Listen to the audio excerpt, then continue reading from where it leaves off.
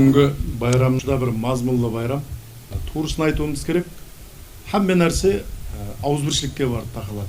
Жасырмаймыз, елімізде істенетін жұмыстарымыз көп, машқаларымыз бар. Содан ең бір үлкен машқаларымыздың бірі бұл жастарымызды жұмыспен тәмінлеу.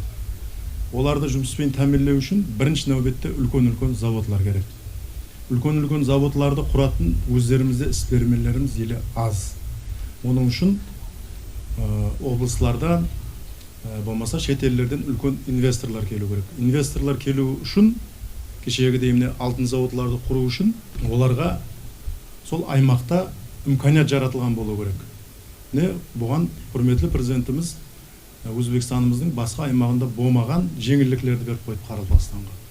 Екінші, олар келіп арқайын су жерге пұл тігу үшін елде ауызбіршілік болу керек. Қарақалпақстан бұл көп миллетлі регион. Хаттекі сондай шаңырақлар бар, сол шаңырақтың өзі көп миллетлі. Соның үшін бүгінгі байрамның тек арғы мазмұны осындай ауызбіршілікті көзіміздің қарашығымыздай асырауымыз керек. Сонда ғана һәммесі болады. Рахмет.